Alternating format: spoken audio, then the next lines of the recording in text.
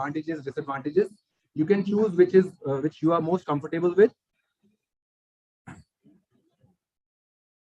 So this is a 30-year-old young male with a displaced grade 3 avulsion of the ACL, a nice big juicy fragment, and the screw. And here I used a screw fixation. This was immediate post-op. Sorry, and then this was 6 months post-op X-ray where the fragment has united. And this is a small video. You can do it all arthroscopic.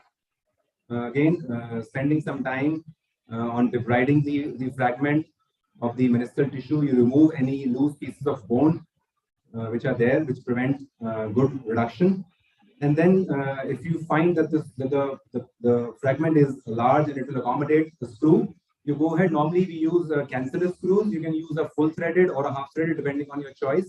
We don't need much compression, so you hold it with one provisionally with a K-wire, and then you insert another K-wire right in the center of the fragment. Be careful you don't damage the ACL ligament while you are drilling. Now I have switched over to self-drilling screws from Synthes, where you don't actually require to drill the bone, and you can use a screw with or without a washer. This is an old video where I used to use washers. Now I have moved away from washers because they have problems with the proud head of the screw. So use a screw preferably without a washer, and try to engage the posterior cortex because you are using only a single screw. Just a little bit of compression. You don't need much compression. It's a cancellous bone. It will unite very well. You just need to hold it in position for about 3 to 4 weeks. So once you have done the fixation, always check for the stability and do a full extension of the knee so as to check for any impingement. If your screw is right in the center, you will never always cause any impingement on the intercondylar roof. So by this, you can start mobilizing the next day. It's a very stable, rigid fixation. Again, it is very common in the pediatric age group, and generally the preferred choice is the suture bridge, but you can use screws. As in this boy I have operated, he had a displaced ACL avulsion, and I used a screw which was totally intraphyseal, and there was no damage to the physis, but you obviously have to remove the screw, say for about 4 to 6 months. Then this patient, he was a young male with a comminuted fracture of the ACL. And since the fragment is comminuted, you can either use a screw with a washer if you are expert enough, but preferably it's a better choice to use a suture bridge technique. So again, after you have done all the cleaning up and you visualize the fragment and you decide that the fragment is small enough, it will not be able to hold the screw, you go ahead with suture fixation. You can either use fiber wires, maybe 1, 2, some are using 3. And nowadays, people have switched on to using fiber tapes, which have a broad sort of a area, so they don't cut through. So again, doing all the cleaning, then you use a suture passing device, which like a suture lasso or a fast pass mini, and you pass maybe 1 or 2 sutures. The first suture normally I take close to the osteoligamentous junction, and you take a nylon wire, and then you retrieve the wire and you shuttle the fiber wire through the ligament, and then you have to make a accessory portal. Normally the visualizing portal is the mid-patellar or the patella portal, and you work through the medial and the lateral portals, and then you use another suture passing device. You pass another suture. This is through the ligament tissue.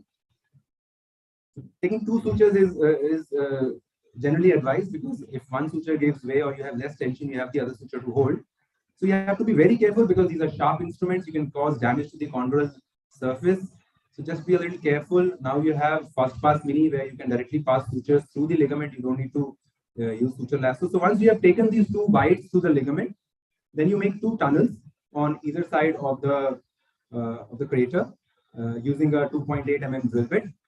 Normally the lateral sided tunnel comes through the crater, and then you can over drill with a 4 mm cannulate drill bit. Nowadays I've stopped using the cannulate drill bit. I just use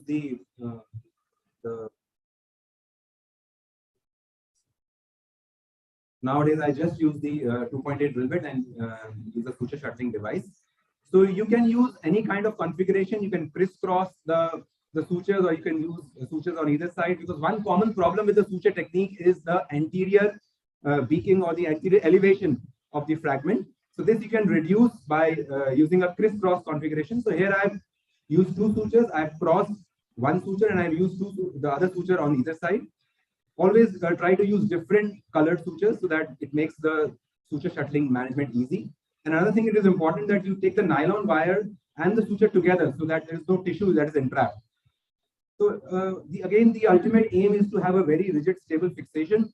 And you can tie the sutures on the anterior aspect of the tibia over a bone bridge, or you can use an endo button or a suture disc, as depending on your preferred choice. Again, your aim should be to mobilize the patient the very next day, because there are very high chances of arthrofibrosis in such patients.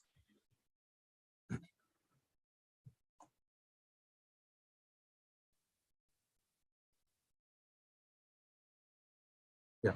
So now these injuries can also be associated with other combined injuries, like this young female who presented to me with a grade 3 ACL avulsion, and she had a grade 3 MCL tear. So this was her EUA, and she had a grade 3 valgus opening, and she had a anterior draw. This was a stress view showing complete opening on the medial side. So she had a displaced ACL avulsion with a grade 3 MCL, and a young female. I decided to go ahead with surgery. So here there are very high chances of arthrofibrosis because the knee is swollen and you have a combined injury, you need to open. So what I did here was using two retrograde K wires. So I wanted to be very quick with the arthroscopy part. So again, cleaning the tissue, removing the meniscal fragment. And what I did was, if I was very sure about the reduction, and I just use a depressor with a curette or using a ACL. Or here I used the femoral side ACL jig, because I didn't have that time the Arthrex ACL jig. So what I did was I just passed two K wires, and the wires were threaded. So in the end, I just pulled them a little back so as to achieve some compression. This was the jig, and just I passed 2 K wires. The whole job was finished in about 15-20 minutes. And this was the one wire, and just sort of rotated anti-clockwise the wire. And the fragment was well fixed. The ligament was taut. I could do full extension on table. And then I went ahead to do the open MCL repair. It was a complete deep as well as superficial MCL repair on the with suture ankles and ligament staples. So this girl went on to do very well. I started her mobilizing after a week or so. So at 3 months, the fragment had not united. I was very skeptical, but at 6 months, there was complete union of the fragment, and she has attained almost complete movement. There was some degree of fixed flexion deformity, about 5 degrees, and the stability. She had a negative draw, a negative valgus. She was able to do all her activities, squat. So this is one method where you can just get away quickly, especially in combined injuries. This was another case. We had a ACL avulsion with a complete PCL tear, where I used similar retrograde wires for the ACL and did a PCL reconstruction. Normally, I cut the wires and bury them underneath the skin and remove these wires after about, say, 10 to 12 weeks. Coming on to the old neglected cases. So normally it is advisable that after a month or so, you don't attempt repair and do the formal ACL reconstruction. But this was a young male who presented to me 3 months after his injury, and he had a anterior draw positive instability and a non-union of the ACL. So I advised him ACL reconstruction. But when I went inside, I found the ACL tissue was very healthy. So I sort of again did the suture fixation. Sorry. Yeah. So this was the post-op, and at 6 months, the fragment had completely united. The patient is asymptomatic, doing all his activities.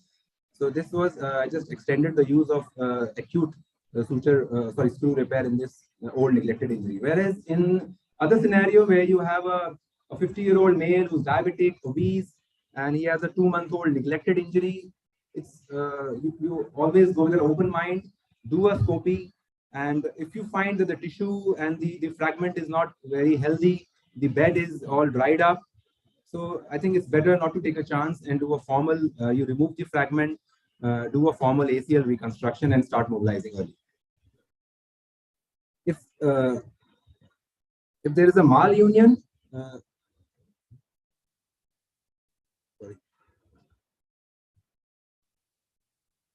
There was one more last slide regarding malunion, where you simply remove the anterior block of the fragment, and there's no ACL reconstruction is required. Patient normally presents with a fixed flexion deformity with no instability. You just go remove the anterior impinging piece of bone, and you get away without doing the ACL reconstruction.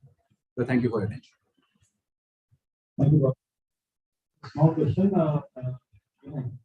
But what is the cutoff? 3 months, 6 months, when I'm going to? Yeah, so the highest is that the 3-month-old guy that I've done. Normally, after say about 6 to 8 weeks, I advise them ACL reconstruction. But I normally go with an open mind. I have done 2-3 cases where I have fixed with a screw, and they have all done pretty well. So all these different fixation methodologies, your rehabilitation, all the same. Yeah, the same. It's all the same, and my target is to mobilize them knee bending next day. Only in combined injuries, when I'm doing PCL or MCL, I usually immobilize for a week, and then I start because they're very high risk. That girl that I showed, I had to do some manipulation under anesthesia after say, about 2 to 2.5 months, because she was a little slower on the exercises, but she gained full movement. You can see, and she had some FFD, but otherwise she was okay. Sir, in neglected cases, 3 months after implementing the reconstruction, they removed the fragment of the origin. Yeah. So in those cases, the root of anterior is attached. Yeah. So are you fixing that also? I have not routinely fixed, although I have faced this problem that once you remove the entire fragment, the root sort of becomes loose, and there is advocated that you actually repair it. But normally what I do is I leave a little bit of fragment attached with the root. And generally I have not found any problem not doing the repair of the root.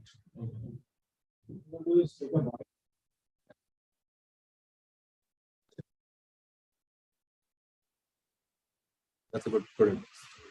Yeah, and another thing, Vinay, do not remove anything from that old fragment, just fill it over as you're doing the routine ACL reconstruction, and then it makes it very fragmented. And then you can since you're not damaging the root this way. You need not to take it out in the beginning itself. The only thing when you put your tibial ACL jig, then your jig has to be in the water only. It doesn't rest on the bone. So you have to be a bit sturdy while holding it, and somebody else has to do it. So the problem comes when it is a non-union of the ACL, because then you have to actually remove the fragment. If it is a malunion, if it's a non-union and it's a floating fragment, then that becomes an issue. You just depress it and okay. So the drill will, like suppose your graft size is 9 mm, then the most of the fragment is gone with the drill. The only periphery which is attached to the lateral meniscus will remain and will serve your purpose. You need not to repair the anterior wall of the lateral meniscus.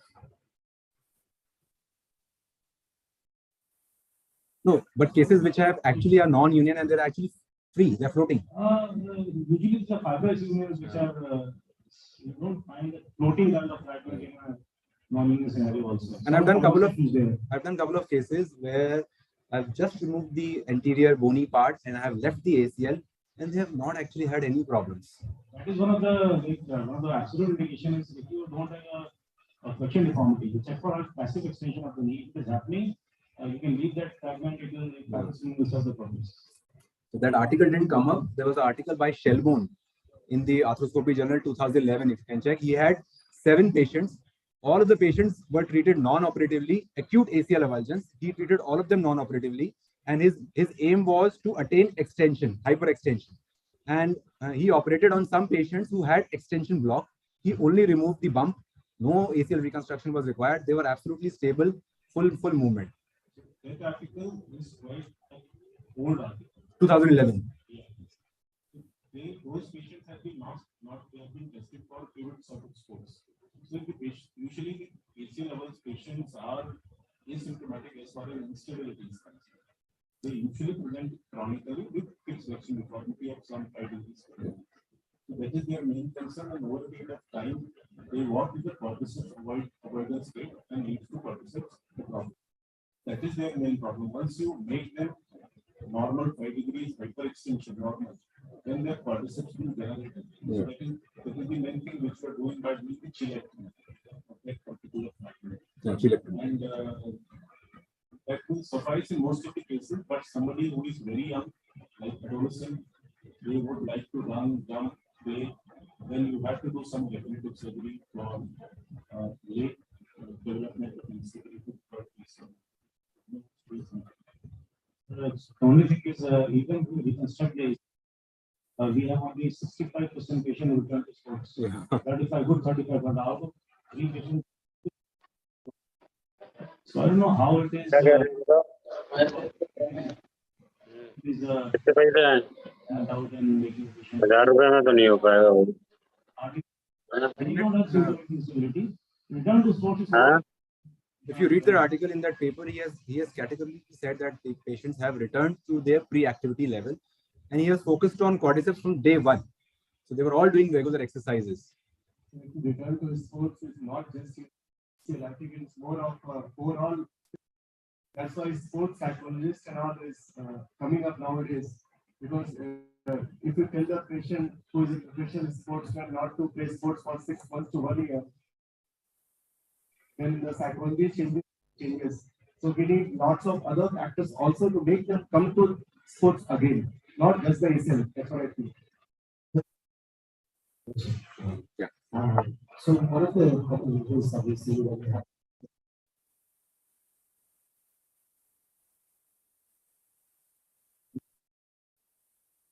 the dealing with the meniscus root becomes a challenge in itself. So how do you deal with it? What's your sequence there? Do you do the ACL first, or do you do the MCL, or do you do the root first? In this patient, the root was absolutely normal. I probed the meniscus, only that the meniscus was, I was able to lift the meniscus easily from the tibial side because the medial side was lax. But in case we have an ACL with a medial meniscus root tear with a MCL tear, that's what you're asking, no? So I think preferably you would do the root first because you need to go behind, and then the ACL, and then probably the MCL. I don't know. I don't have any experience with combined injuries of root tear. Dr. Arfan, I have a question. Sorry. Yeah. Have you ever used headless screw? Yeah. So I didn't put up this. The headless screws are advocated, but I somehow find no advantage over the normal ACL screws because the bone is cancellous. So if you're not using a washer, you can actually bury the head of the screw very easily inside the bone. And I have hardly ever had any problem with, except for the few cases initially when I used a washer. Then I had problems, but after that I've stopped using a washer. I use normal synthesis screws, and I find no advantage of using a headless screw in this case. So sometimes the chunk is not that big enough to bury the screw head. That fragment comes up. The chance of failure of the segment. Have you ever noticed that in the practice? I also somehow the slide didn't come up of the mini open technique. I have now come up to a mini open screw fixation where I do all the arthroscopy, I do cleaning, everything with arthroscopy. Then I just extend the medial portal an inch, a half inch above, half inch below, and just making a small mini arthrotomy on the medial side. Everything is right in front, and you sort of put the screw and you get away in about 10 to 15 minutes. So you have to actually select your case. If the fragment is very small, do a suture bridge. Otherwise, if you face this problem, definitely then you have to switch over to a suture bridge.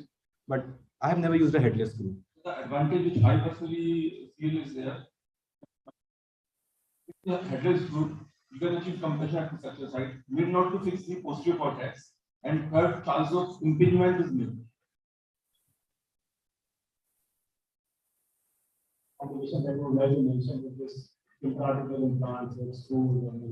The only thing is that you need to remove them, especially in pediatric population.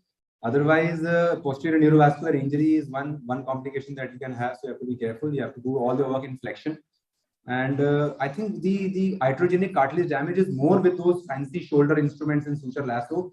With this screw fixation, there is hardly any damage, and you feel so confident that the fixation is so rigid, and you tend to mobilize them very early.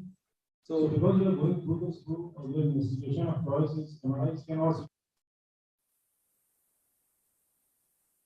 Yeah. Always I go for a combi scan, MRI with a CT. Always. Thank you, Dr. Dada. This is a nice presentation and lovely question and position. Before we go to the live study, I'd like to call upon our respected speakers, Dr. Neeraj Srivastava, Dr. Monica Rosa, and to come on the stage. Hello. And to ask Dr. Rosa to please be very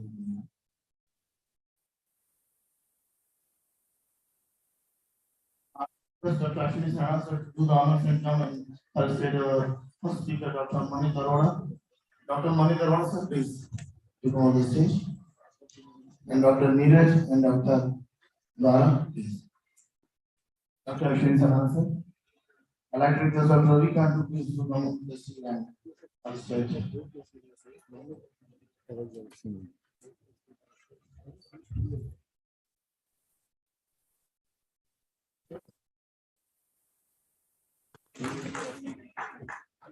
try करें फिर आके कैसे क्या zoom पे अरे demo कर लेंगे तो उससे सर कर लीजिए नहीं इससे नहीं होना मेरे ये लग जाएगा इसमें ये लग जाएगा नहीं लग I'd like to request Dr. Ravikant मैं डिस्कनेक्ट कर दूं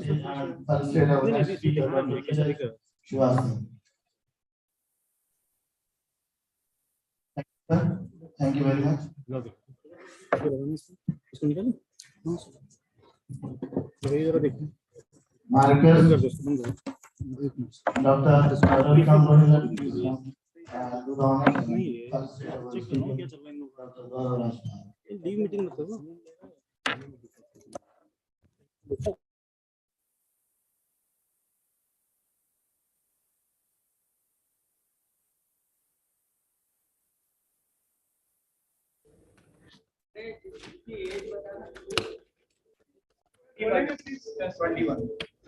हेलो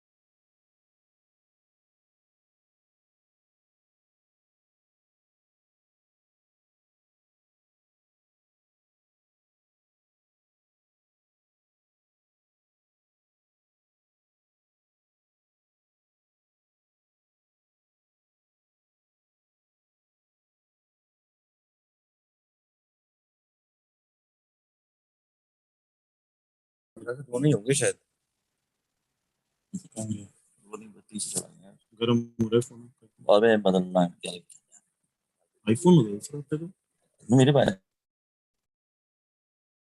आईफोन टाइम में आईफोन कभी नहीं रखा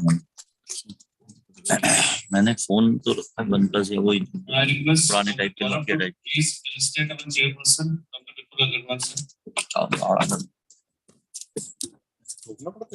उसको भी बताना पड़ता है कि हम टीड़ा देखना चाहते हैं वजह सुपर टाइप में हो गया टीड़ा देखना पड़ता है पता नहीं कितनी देर में आता है उसको भी पकड़ने में टाइम लगता है टीड़ा देखने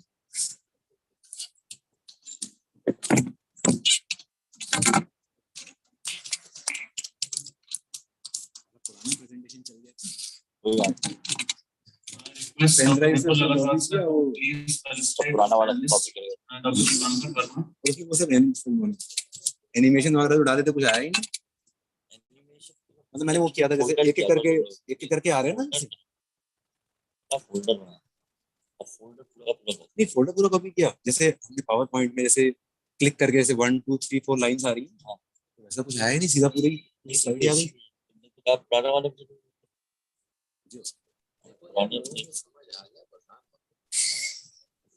अपना समझ में आया बहुत अच्छा So now we are going to go live and Suture is ready. And in a very short while, we are going to have the live presentation on the surgery, arthroscopy, and there's some complete ACL here, repair, live, Single bundle arthroscopic ACL reconstruction by me, by Dr. Deepak Joshi.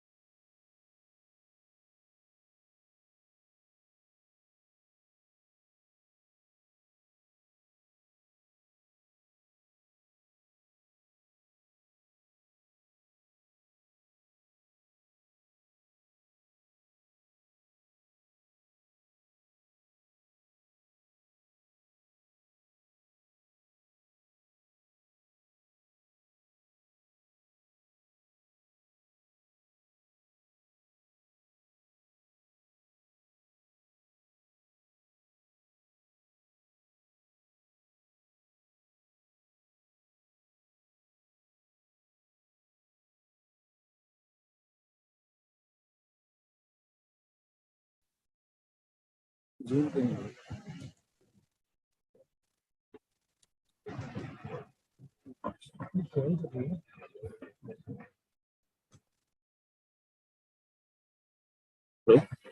तो आ गई sir, वो थोड़ा zoom नहीं हो रहा है sir. Chandar से बात करना।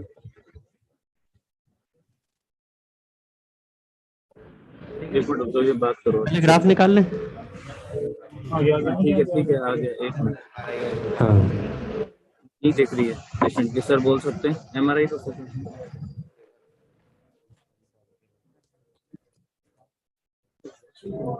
वॉइस आ रही है वहाँ पे, वॉइस आ रही है, आप वहाँ से बोलो।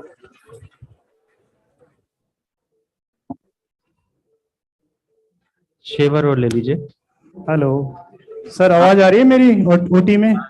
Yes we can hear you. ओटी में आवाज, ओटी में नहीं सॉरी, ऑडिटोरियम में आवाज आ रही है मेरी? Yes we can hear you. Hello hello hello hello hello. Yes we can hear. Start करा दे सर।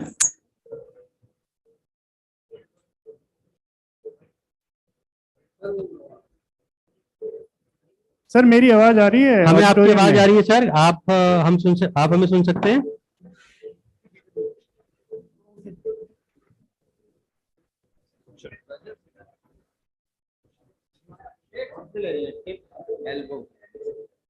टिप ले लेते हैं। आपको आवाज आ रही है सर हमारी? हाँ जी, आ रही है। हाँ सर, आप सुन सकते हैं हमें? Yes yes, very loud and clear.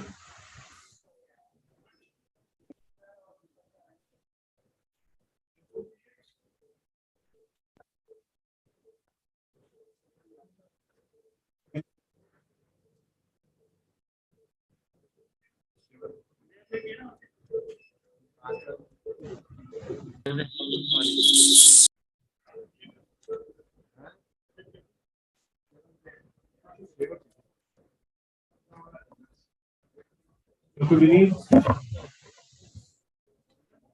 Sir sir Gaurav sir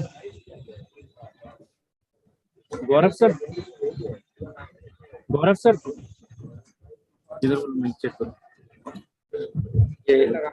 चार का है? Hello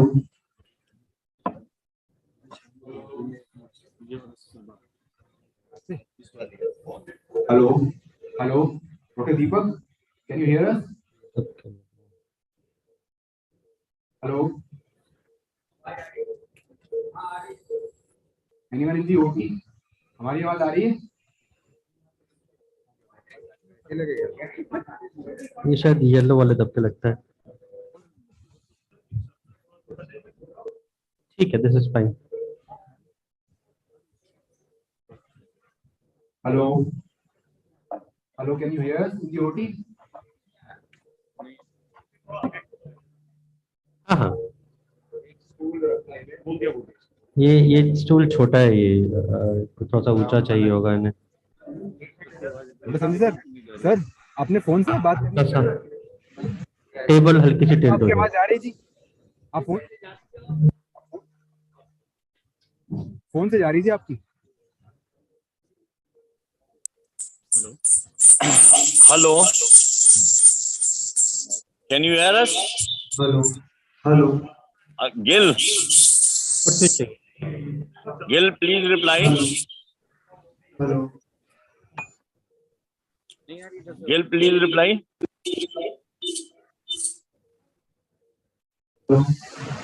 hello hello hello hello. Yes, sir. Hello, are we audible in the OT?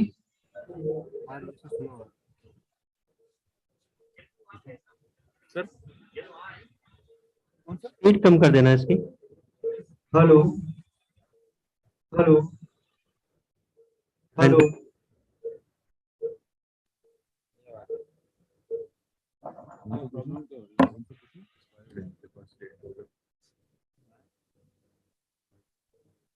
Hello हमारे यहाँ से है, उनका है। हेलो जो है हेलो हेलो हेलो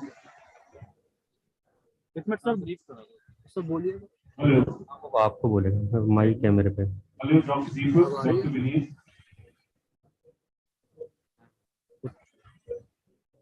दूसरे वाले में उनके पास।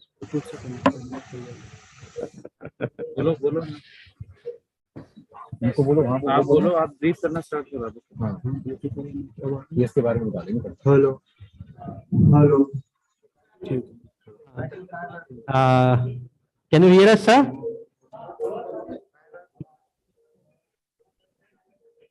Yes, we can hear you, but can you see us and hear us sir? yes,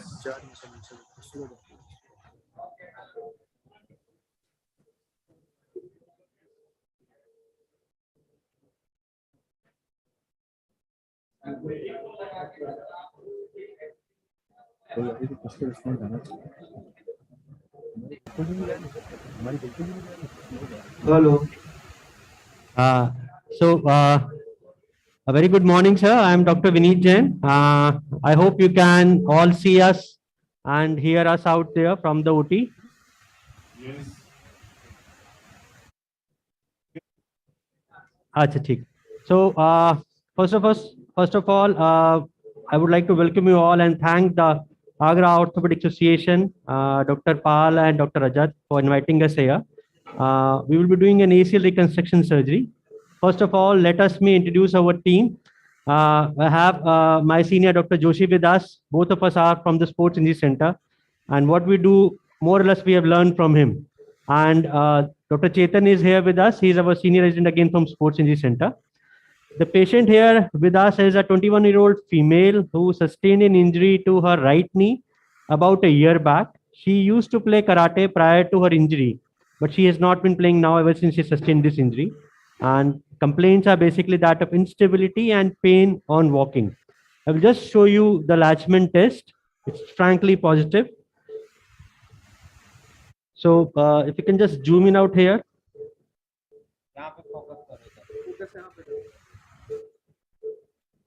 I hope you can. The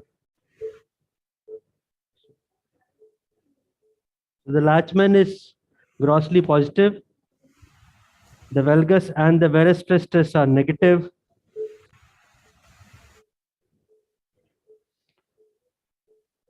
Posterior drawer is negative. Anterior drawer is positive. Again, showing you the Latchman test. Just put it out here. Now just show you the MRI picture of this patient.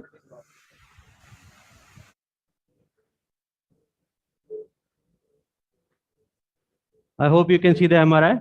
So these are the T2 fat suppressed images of the patient.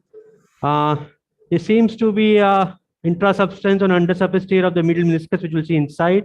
Confirm that. You cannot see the ACL. A small stump of the ACL is seen on the tibial side, just showing that this is a chronic ACL injury. The lateral meniscus appears to be normal. If we see it on the T2 fat suppressed coronal images, both the MCL and LCL are normal, popliteus is normal. So we are there seems to be a partial discoid in her with no tear. So if there is no tear, we will not be doing any saucerization of the partial discoid. So we are expecting an ACL injury and maybe an undersurface or a small medial meniscus tear. So now we will just start with graft harvesting. We will be doing a hamstring graft harvest.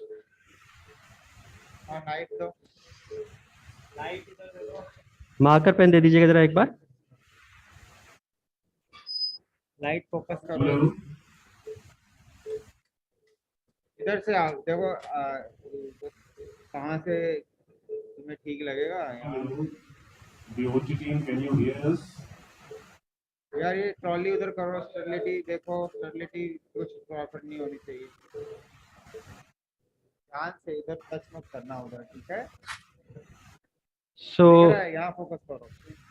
You can just focus out here.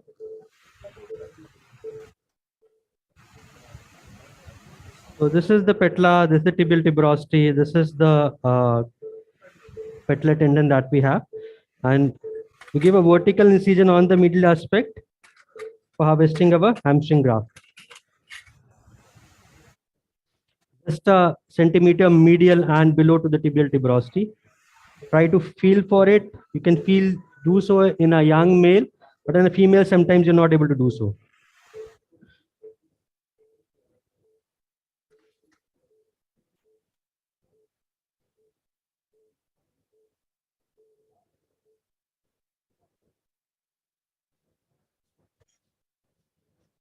OT team, can you hear us from the audience? Any questions? You're not audible. Can you hear us? We can't hear you from that side. Just want to know if there are any questions so far. Can you just give me a gauze piece?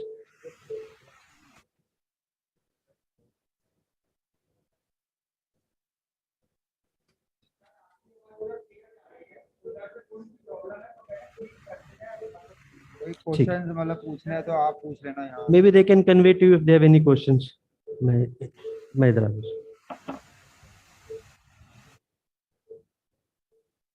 यहाँ focus करिए अंदर इसके. So, can you see it out here?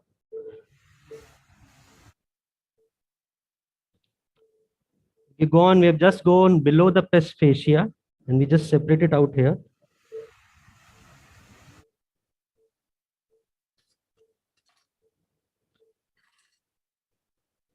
We divide the pes fascia from its attachment.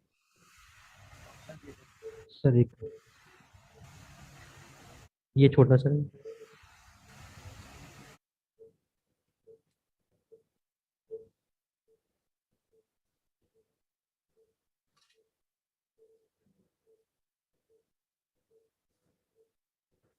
We hold the pes fascia in a cocker and invert it. And as soon we invert it, we can see the hamstring tendons below. You can just show it. दिखाई दे रहा है ये देखो उधर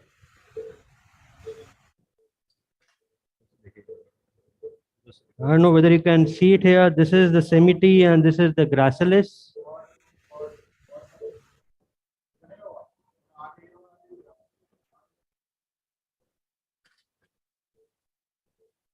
So if you can see now, this is the semity and this is the gracilis.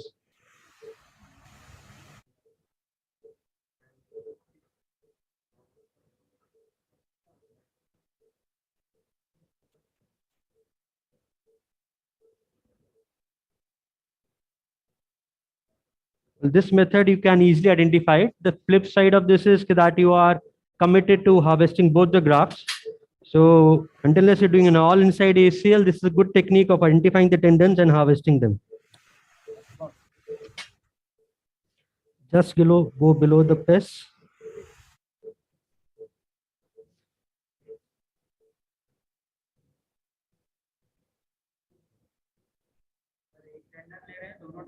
We will be taking both the tendons.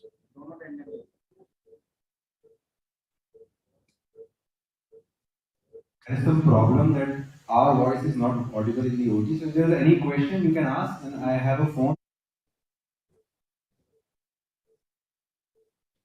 If anyone has a question, he can ask, and his question to the OT. Sorry for the inconvenience. This is the gracilis. We're just securing that with the ethibond.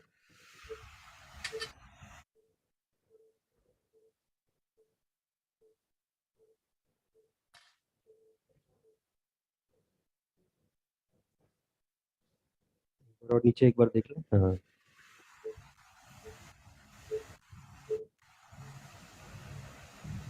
Hello, are we audible in the OT?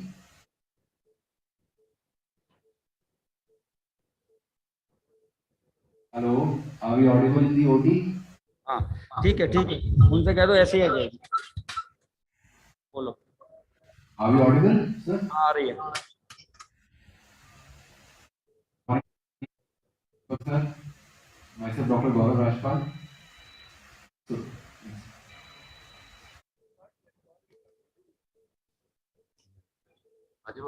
Call नहीं काट मैंने mic question पे लगा दिया phone पे लगा अच्छा Which tendon are you taking? Both gracilis and semity? If taken both semity and gracilis.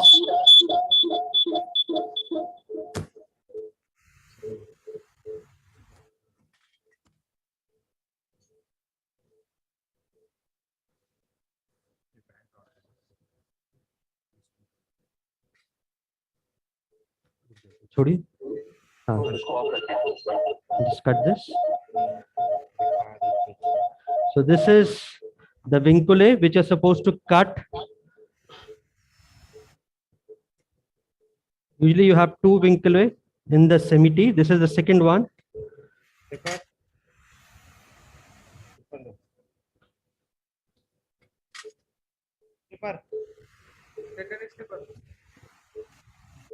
Yeah, we are using the closed tendon stripper.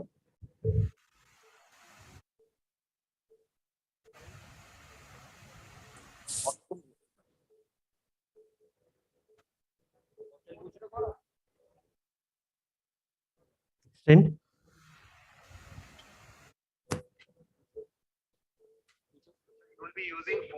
So we have harvested the semity. 4 stranded graft or a 5 stranded? We probably in the thinner graft, so we'll take a 5 strand. It's a thinner graft, so we'll take a 5 strand.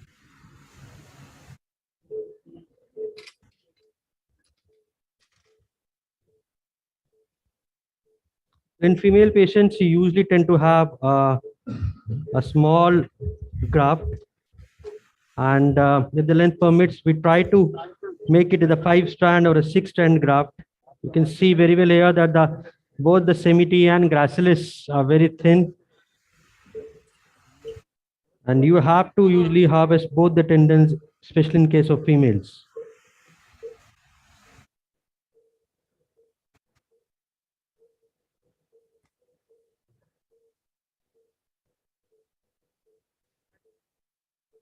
सीधा कर दीजिए. So this is the gracilis, again it's very thin.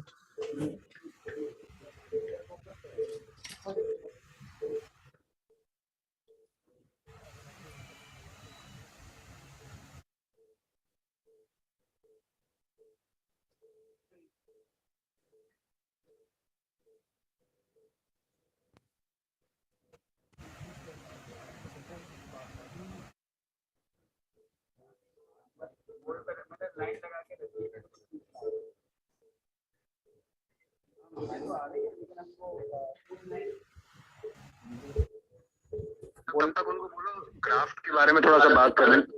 हाँ ऐसे आ रही है तो मैं आप बोलो. हेलो. हाँ पूछो.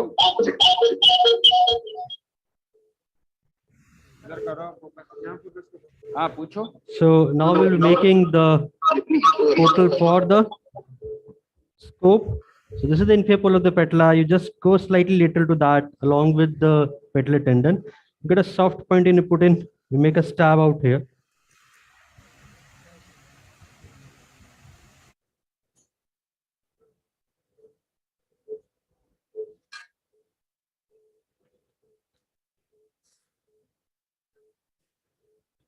गिला छोड़ लें.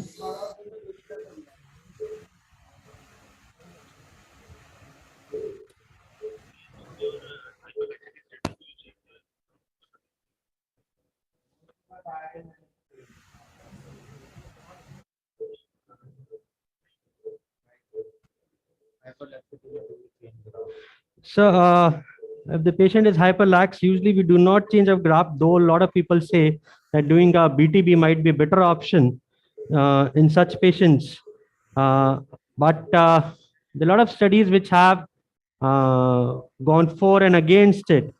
You need to make your tunnel show so that do not get impinged on that. It's basically a difference in the collagen structure.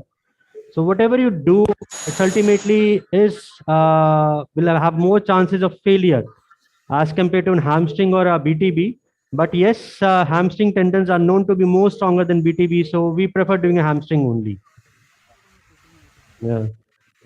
We've done it in a lot of patients now, and the results have been pretty good, especially in gymnasts who tend to have hyperlaxity. So this is the suprapatellar pouch. You can see out over here.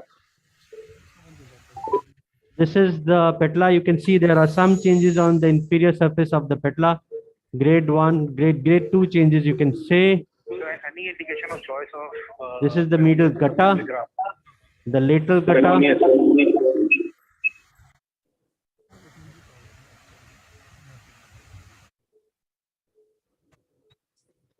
Yeah, just leave it out there. Light ऊपर of कर दीजिएगा. आप जरा इधर से हट जाइएगा. So this is the intraarticular picture that we have. You can see small condyle changes on the middle femoral condyle. ठीक है. We'll just focus on how we prepare the graft, how we make it 5-strand. नहीं, main light on कर दीजिए, ये of कर दीजिए.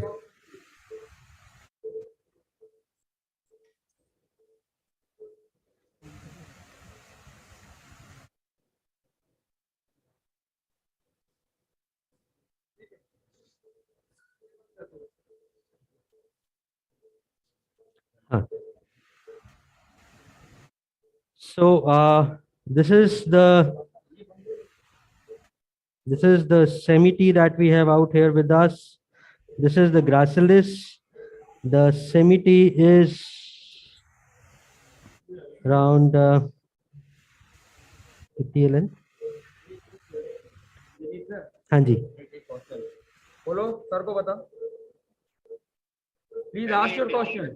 Any indication for peroneus as a primary graft for ACL reconstruction? Well, we do not use peroneus as a primary graft for ACL reconstruction. We usually use in a multi-ligamentous scenario. Though the use of peroneus has been increasing, but I believe most of the people who harvest peroneus do so because of ease of harvesting it. But we do not think that it should be used as a primary graft. But yes, you do require it as a multi-ligamentous reconstruction. So the graft here is 24. So we can make it 16. So we usually take the other part, this end, and take it in. So it comes at 8. Fold it to 16.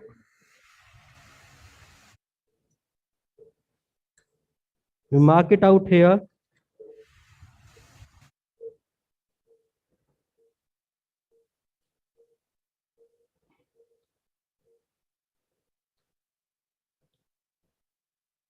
Put the suture out here. Double knot करके यहाँ लगा दीजिए. Cinch कर दीजिए.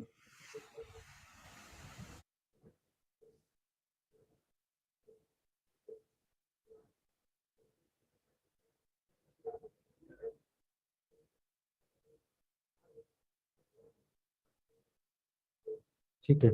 Now we fold it out here, secure here with the vehicle, and put the ethibond on the other side also. So cut do. You can maybe show it.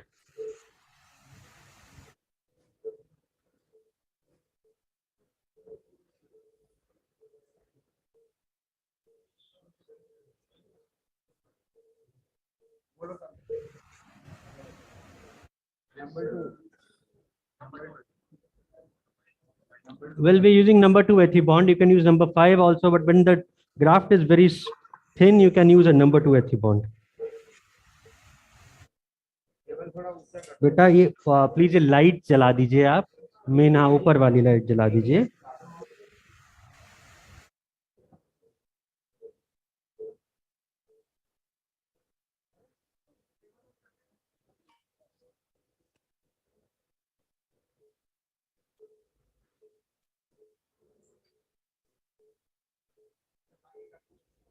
Foot पे चल रहा है अभी.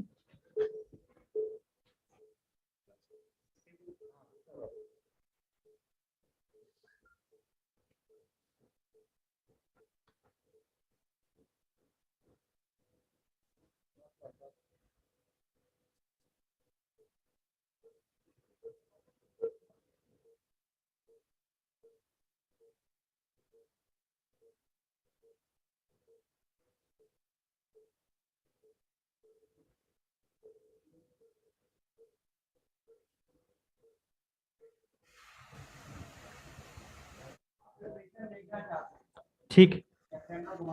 हाँ हाँ बिल्कुल.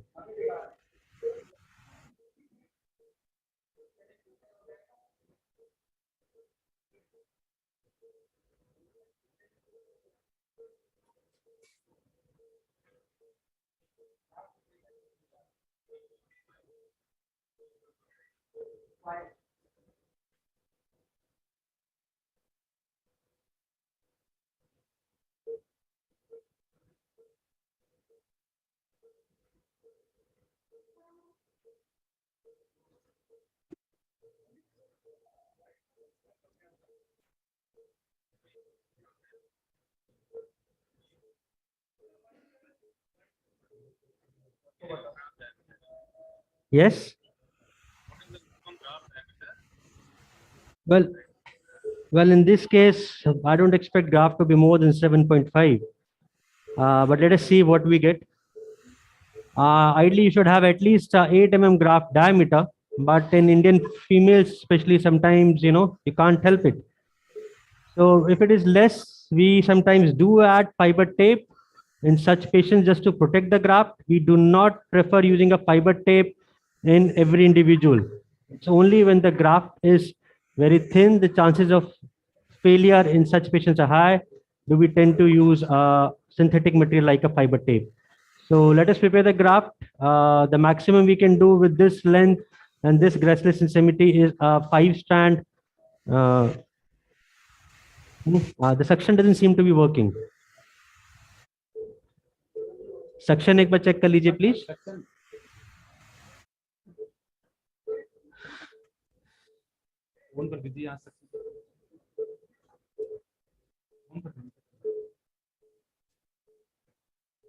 प्रोब दे दीजिएगा तब तक. हाँ जी. In female patients, like when you expect the graft is going to be thinner, do you resort to like thicker kind of graft with the sizes maybe 8 like peroneus or something else? Well, if both extremity and gracilis are thin in such patients, even peroneus is going to be thin. So it's a body structure that the patient has. Just as I told you, we do not prefer using a peroneus in these patients because perineal still remains a single tendon. So there is no reason for us to believe that peroneus is going to be a thicker. We use peroneus as a single tendon and its diameter is usually comparable to both extremity and gracilis combined. Table थोड़ी सी नीचे कर दीजिएगा.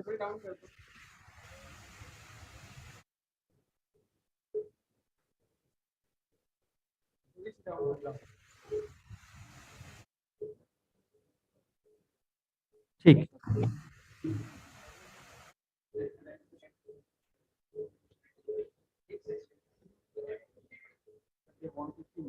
Yeah, I will just show it to you. You see the graft and we will show you the meniscus also.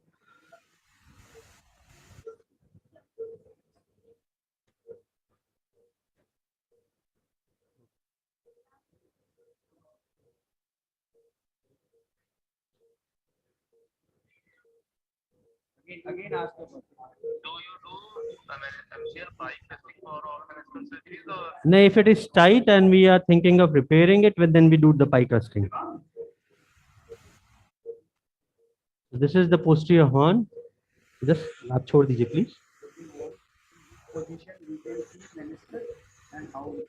So if you can see that for seeing the posterior horn, the knee is slightly extended and slightly in varus, and you can see the posterior horn.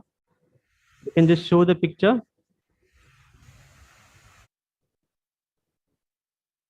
I hope you can see that. So for seeing the posterior horn, the knee is extended and hardly 15-20 degree of flexion and slightly in varus.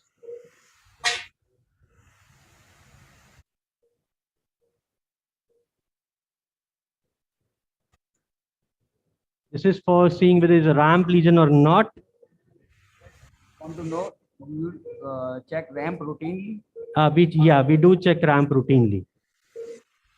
So we suspected ramp, but there is no ramp in this patient. Do not make a posteromedial portal for the ramp, but we see it here only.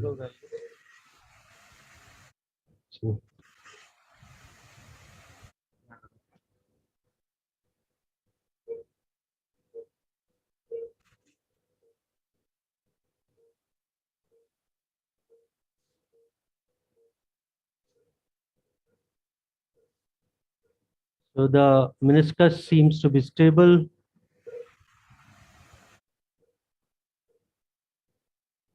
Also, valgus do beta.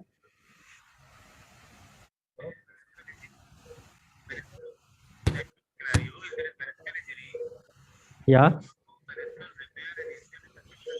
Yeah, we do it together. We do it together.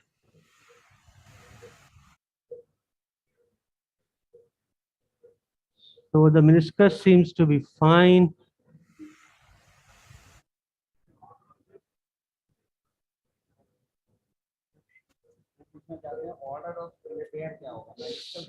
So we first repair the meniscus, because if we repair the ACL first, the knee becomes tight. Then it becomes difficult to repair the meniscus. So we repair the meniscus. If we're doing an inside-out repair, we pass the sutures and then we do a ACL reconstruction, and then we go ahead and tie our knots when we do an inside-out repair. So this is the lateral meniscus. You can see that this is intact. This is the Root of the little meniscus, there seems to be a partial tear, but seems to be stable. We're going to leave it. It's good. You can see the popliteus behind. Taut and it's good. So I think we'll just need to do, there's not a partial disquiet which we suspected in the MRI. This is the tibial stump of the ACL. You can see it's a chronic ACL injury. You can hardly see any stump out here. You might freshen it out, but as such, there is no need.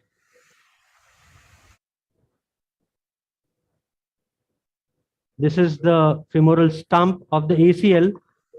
We maintain it in the same portal, while some people try to do it and make a separate portal or accessory portal for this. Okay, so I've been told that the diameter of the graft is 7 mm. So we will need to augment it with a fiber tape. 7 mm would be a grossly inadequate size of the graft.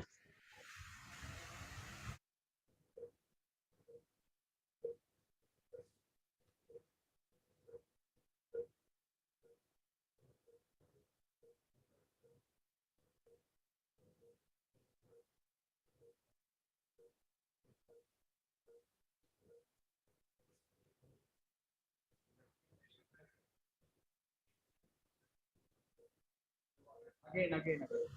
What is the plan of fixation?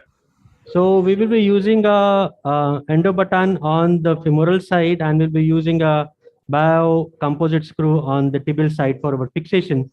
And since we will be using fiber tape, we might use an accessory fixation of a suture disc for the fiber tape below.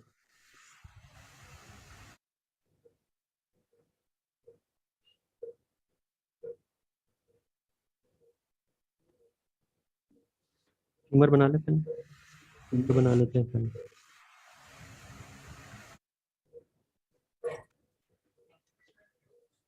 Five का भी use कर सकते, 5 का 6 का.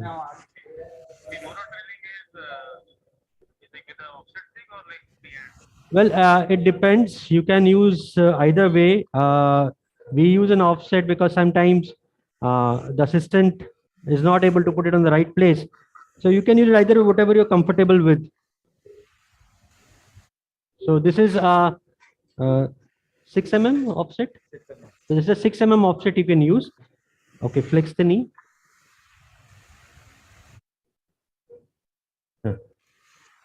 Hyperflex.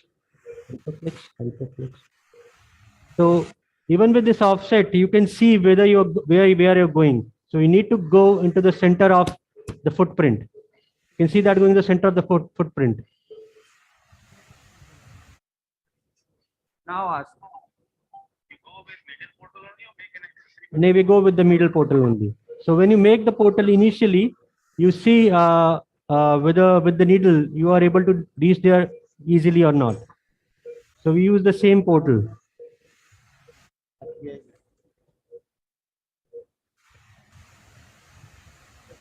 Flexion right now. Well, it's hyperflexed. You can see it from the outside. Can you just show the picture? You just keep on holding it.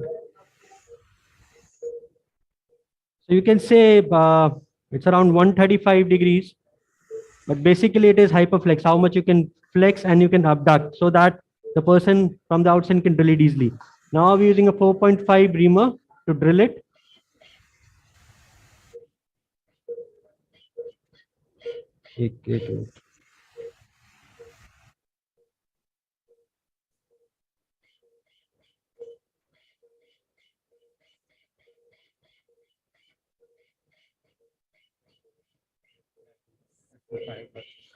So we expect it to be around 35, but let us see.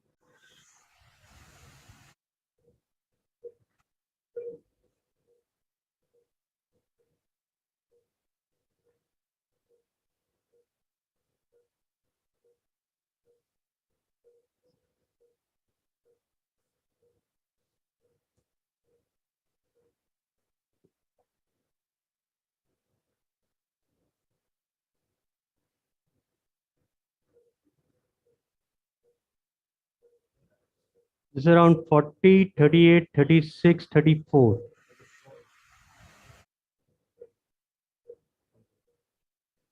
40, 38.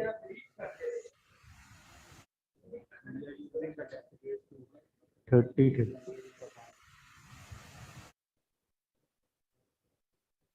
So we are using the depth gauge. We're engaging in the far cortex and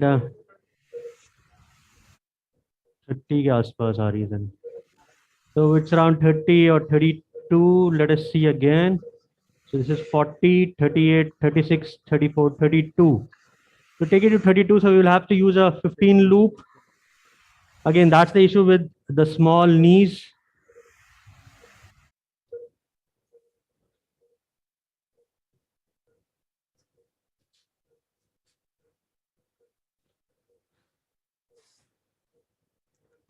So we would be dribbling around 27. ये अंगूठे के नीचे दबा लो चेतन just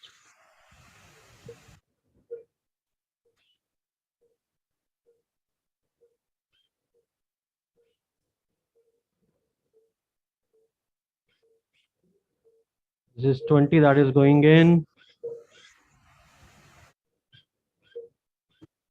25, slightly more maybe, and that's okay.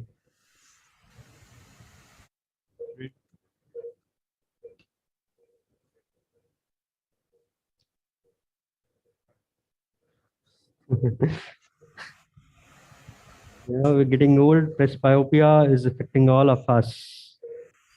We need the help of the young assistant for threading.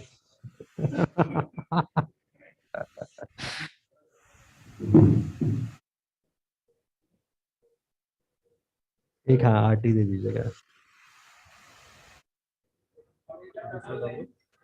Well, the tunnel length was 32, so we have drilled 27, and we will be taking a 15 loop. So with the 15 loop, we cannot leave more than just we cannot leave. ये छोड़ दो, रुक जाओ. हाँ. So with the 15 loop, we need to leave 5 mm of cortex. That's what we have left. Again, being a female patient, the tunnel length is small. It's बराबर कर लिया. आप कर दीजिए. नहीं ये थ्रेड बराबर कर लिया.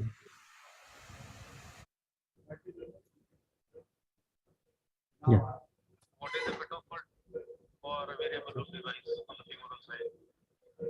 Well, there's nothing like a cutoff for a femoral for a shortening loop or a variable loop device. It's up to you as a surgeon what you like to use.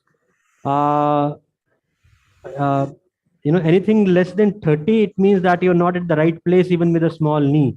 So you need to check where you are, even with a small knee. So you can see here the tunnel is at the right place at the stump. We use both of it, but the world keeps on shifting between a shortening loop or variable loop or a fixed loop. Preferences keep on shifting. So this is we're going to make the tibial tunnel now. This is a tip aimer.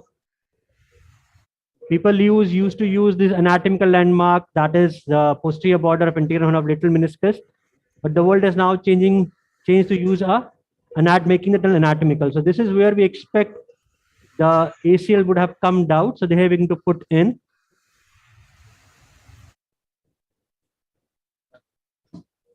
Check it.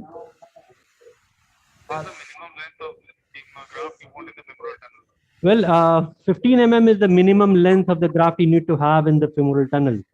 Nothing less than 15 mm would do.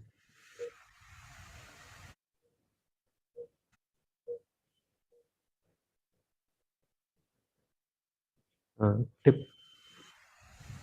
आगे.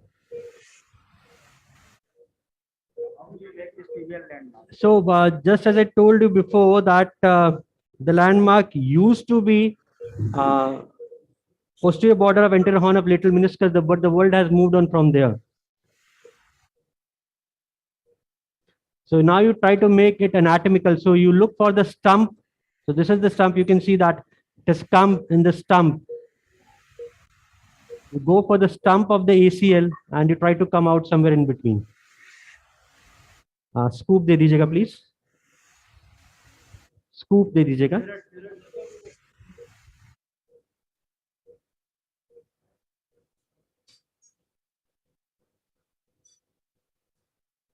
छोड़ दो leave.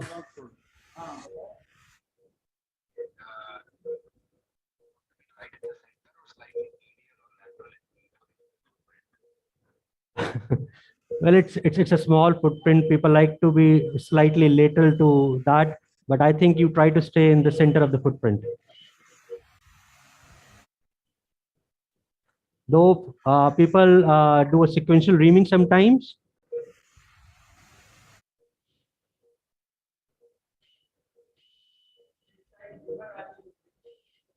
We're using a 7 mm reamer because the graft side is 7 mm.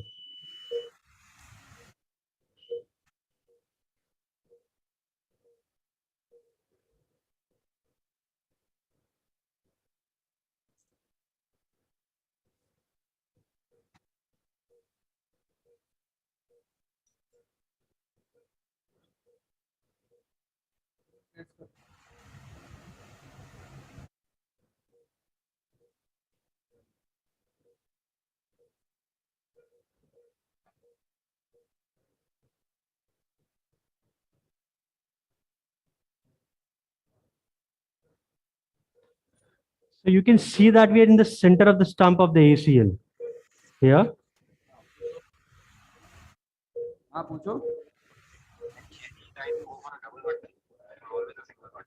Well, we at the center used to do a lot of double bundle, but I think have changed over the years.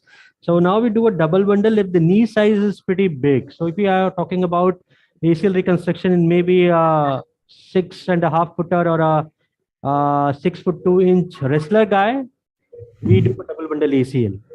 But in a non-professional players, we do not do it. But in a professional player who has got a big knee size, we still do a double bundle ACL.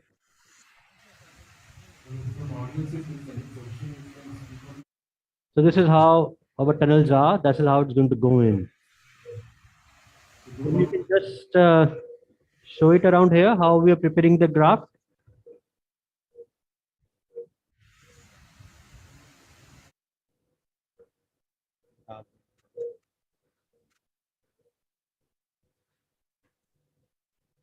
So since I have told you it was a small diameter graft, we have added a fiber tape. You can see that this is the tape. This is the 15 mm loop. Tape we have put on the graft and we're securing it with the graft. Since we have tripled the graft, we are securing it extra with a fiber wire.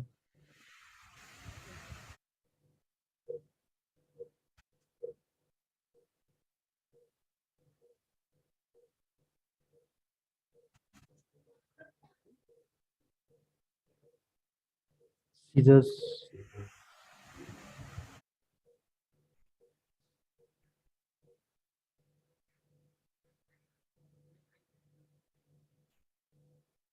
Now ask. Problems with fiber tape in the post-operative rehabilitation or? There's no problem with the fiber tape, so as to say, but yes, God forbid somebody has an infection, then it's going to be a problem. So as I told you earlier, you do not use fiber tape in every patient, only when the graft diameter is extremely small. As in this case, we add a fiber tape to our construct. But otherwise, it doesn't cause any problem whatsoever to the patient. Martin. 32 or 42 पे नहीं बेटा यहाँ ये 0 है.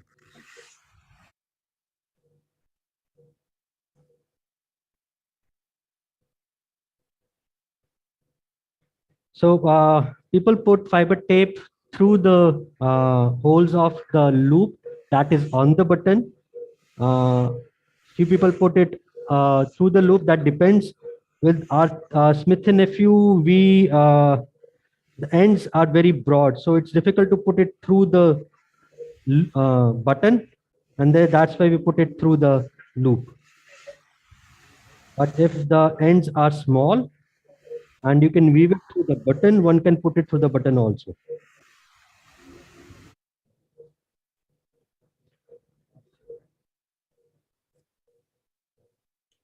So now we're going to put in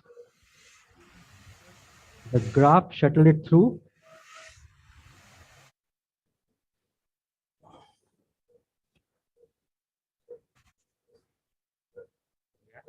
White leading, white, white leading is.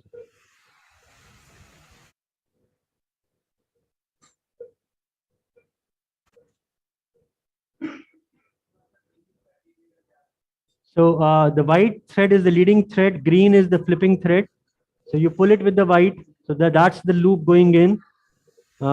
Just hold on. Give me a wash cannula, please.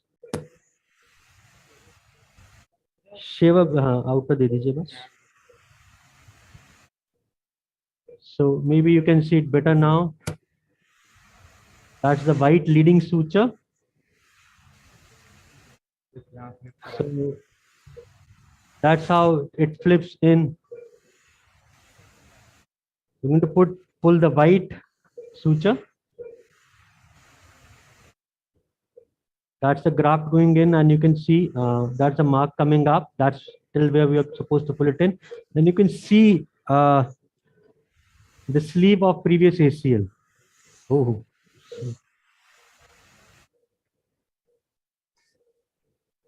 So it has flipped. It has flipped. You can see the sleeve of the previous ACL will come right in the center of that.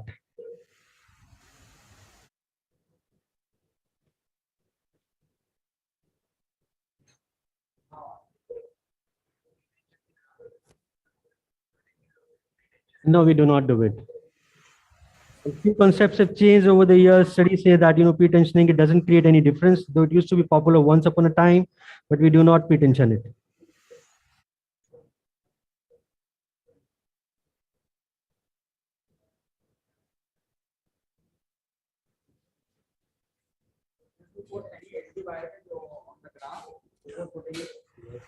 We usually use vancomycin in the saline which we soak. Double लिया था? Yes.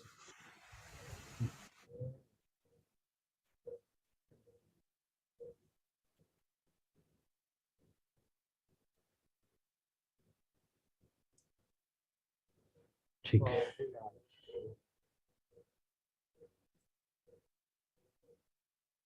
इधर focus करो, देखो इधर से आना पड़ेगा, आगे आना पड़ेगा.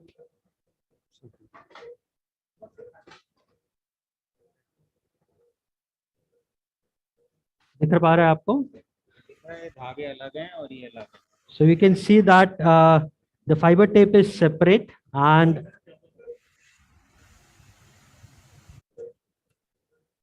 retractor ले लीजिए. You can see the fiber tape is separate and the ethibond is separate. We're going to separately 25 का इसको.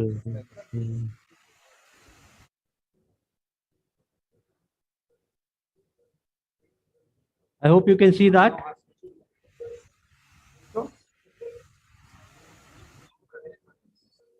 आप zoom in कर दीजिए please so that they can see.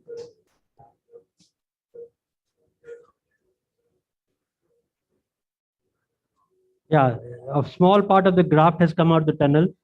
Since we have made it 5 strand, only the small part of the graft comes out. You need to cycle it.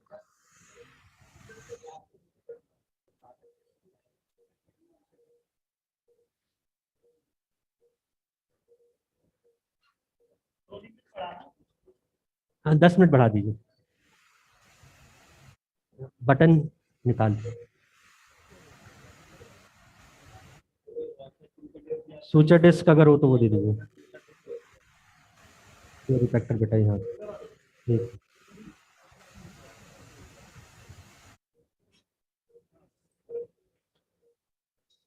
Now I hope you can see it now.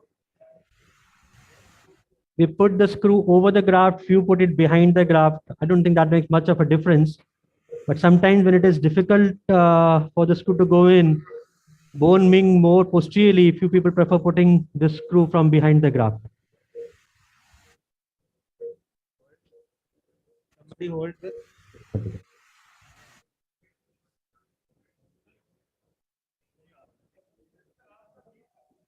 मेरा मुंह आ रहा है आप दिख रहा है?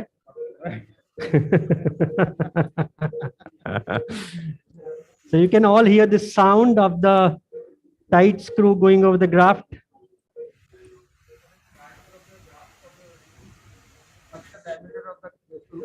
It is 825, where we usually put one size up.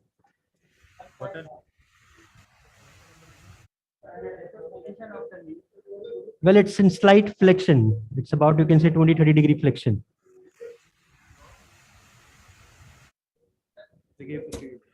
By giving posterior draw. Well, you can give posterior draw, but now it says, you know, when you're pushing the screw in, you do an adequate posterior draw comes with that. Knife चाहिए होगा इसको काटने के लिए. और suture disc आ गई.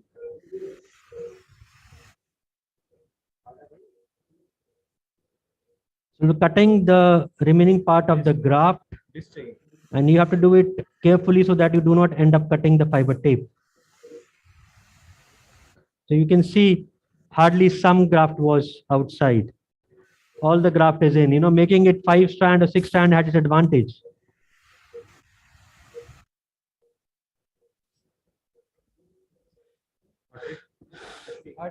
So with the suture disc, the knee comes in around about 30 to 40 degree of flexion, and you do not tighten the fiber tape much. You just secure it. You not just need it to protect the graft.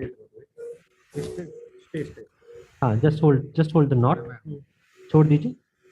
Just hold the knot.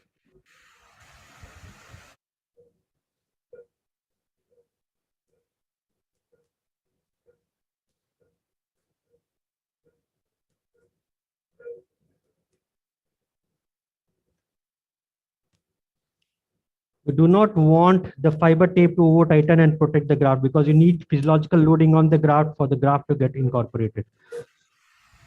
Knife दे दीजिएगा.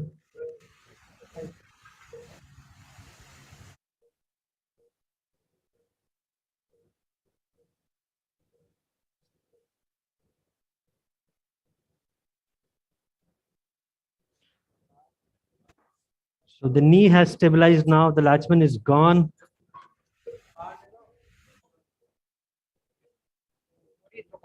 ट्रोकार दे दीजिए please. ये सामने ही रखा हुआ बेटा. Thank you.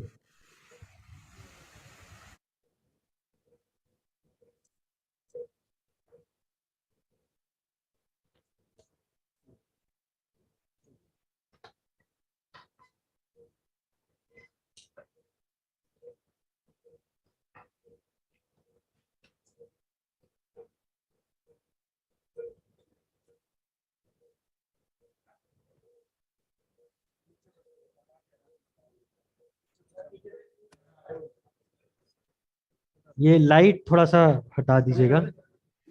Probe दे दीजिएगा. So this is the final picture that we see inside. The graft is pretty tight. This is the second mark we had put in. That is the first mark. So it means that has flipped right in place. Can preserve as much of as you want, but it was a chronic ACL. There's not much of a stump, but you can see that it has come out from the center of the stump. When you extend it, even with a narrow notch, full extension. You can see outside. You can please show it from outside that the knee has full extension. So when you do an anatomical ACL reconstruction, there is no problem with extension or flexion of the knee. So I think that's the picture that we have. Okay. Thank you. Any questions that you have? We can take that now.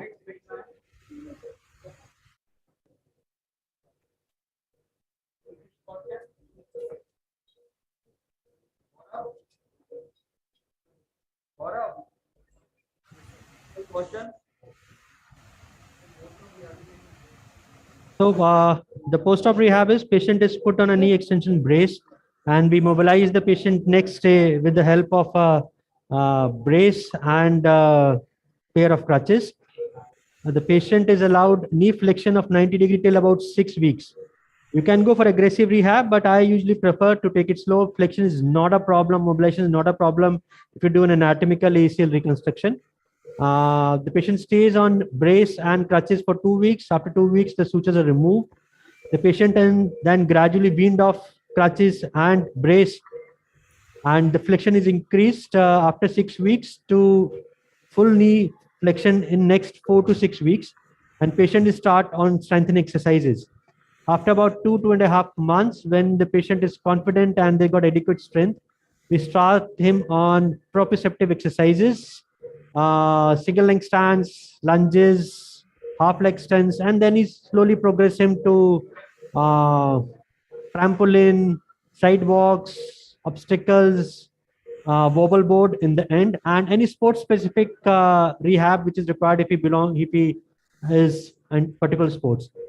We allow stair climbing after about 3 months. He can start light jogging after about 3 months, and we expect them to go back to a normal level of sporting activity after 6 to 8 months. But before they go there, we do their isokinetic muscle testing. So once they have regained about 80% of the strength as compared to the contralateral limb, we are more confident that they can go back to the level of activity that they were there before.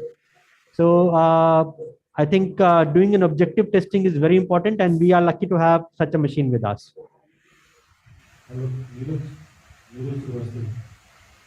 yeah, I heard you in a talk that you were keen to put your patient. Hello. You know the different ACL protocol. Can you elaborate on? Sir, with me from second. The patient can bear full weight. I start. And thank you everyone. And again, thanks to the Agra Orthopaedic Association, Dr. Pal, Rajat, for having us here. And it's quite a privilege and honor to do a live surgery. Thank you so much.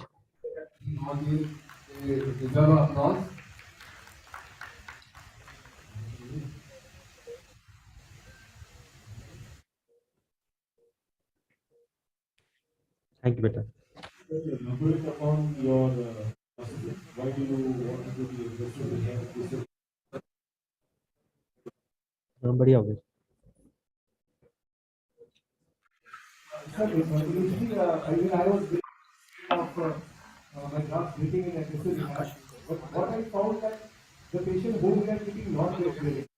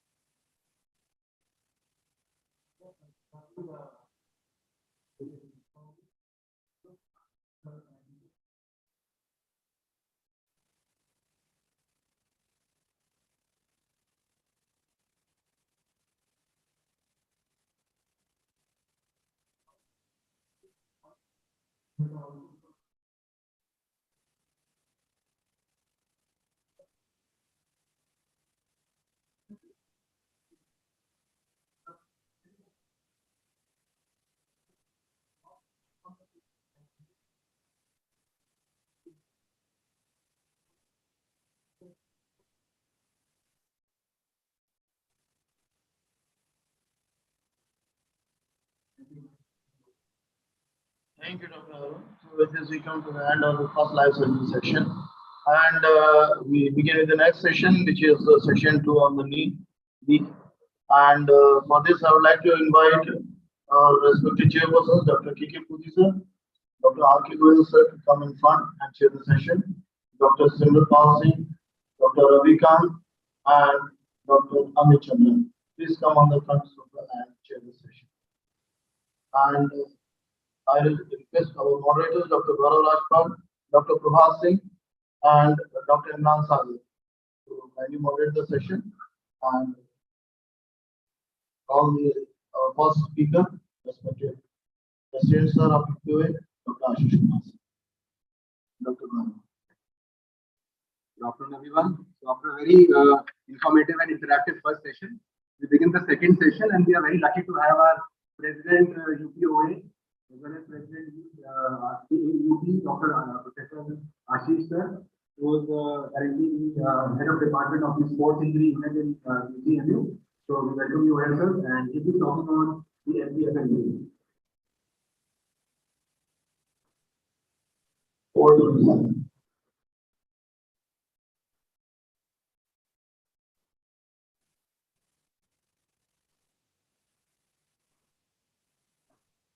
Thanks, Dr. Gaurav, for your kind introduction of myself, but I am simply orthopedic surgeon, and I'm just presenting this very common topic, MPFL injuries. So it's very, very clear that MPFL injuries cannot be talked separately. It's basically the patellar instability that we have to talk about. And it cannot be that we just start talking about the MPFL and not talking about rest of the things. This is far more important, because we all know MPFL reconstruction is not a very big deal, and everybody amongst us is almost a little bit this way or that way. That's the thing. So this is a very popular diagram, and you can see this picture how MPFL lies attaching the patella to the medial side of the femur, along with the other structures on the medial side. You all are aware of the static stabilizers of the patella, the trochlear groove, its shape, the height of patella, the depth of the trochlear groove, and the patellar engagement into this that provides net stability to the patella, so it is not dislocating. The medial patellofemoral ligament, the topic of interest in this talk, and the medial retinaculum, which is contributing along with the MPFL. The dynamic stabilizer is our VMO. We all know it is coming off, fibers are coming off quickly, they are muscular till end, and got immense importance in stabilizing and bending of the patella. So the instability is dependent on these anatomical structures. They have to be normal. If there's MPFL insufficiency, VMO dysplasia, or versus lateralis dominance, that is pulling it outwards. Osseous abnormality is the patella alta, something which is missed many times. We are just rushing over for the MPFL reconstruction and not looking at this important thing. The trochlear dysplasia, one must look at it, because if it is not okay and you are just pulling it on the medial side patella, it is bound to fail. You have to address what is the reason and accordingly you have to proceed. That's why just talking about MPFL reconstruction is not complete. Lower limb malalignment plays a lot of problem. We all know the valgus is a normal thing which is innately pulling the patella outwards, and MPFL is retaining it on the medial side. So into the groove that's centralized. So the femoral inversion is excessive external torsion, foot pronation, increased flow angle, and the valgus thrust gate is all predisposed for the patella instability. We talk about the MPFL injury itself. So the primary or direct injury is something that rarely happens. Your knee a little bit flexed, it is relaxed, and sudden thrust on the medial side to the lateral, and it dislocates. Common thing. But where is the other way, the indirect injury, where the quadriceps are very strong muscle that pulls suddenly when your knee is flexed, and there is sudden severe contraction with the knee,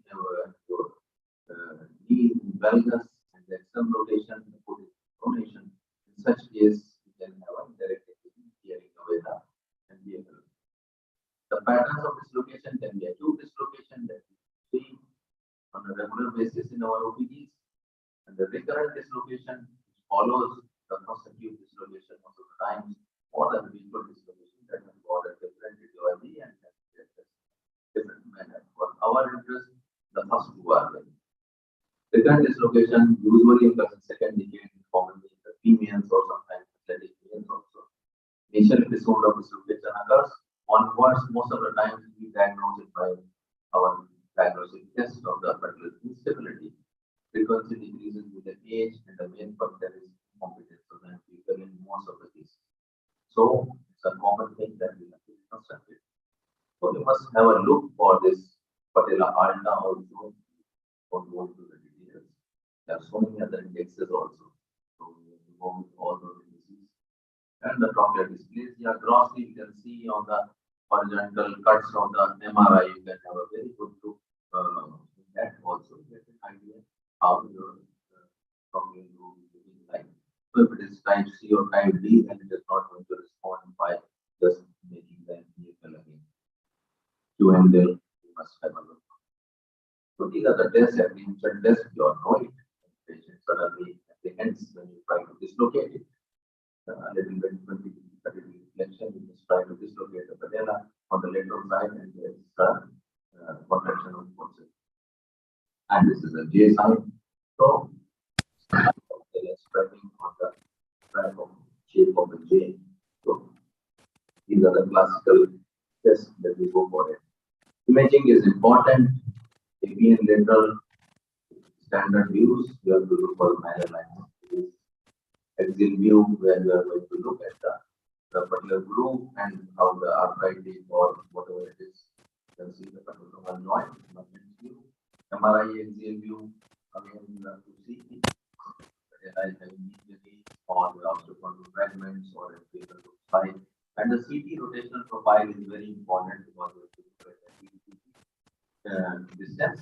If it is more than 20, then you have to be ready with the transfer of the teeth to glossy rather than just creating your reconstruction, because it is likely to fail in cases.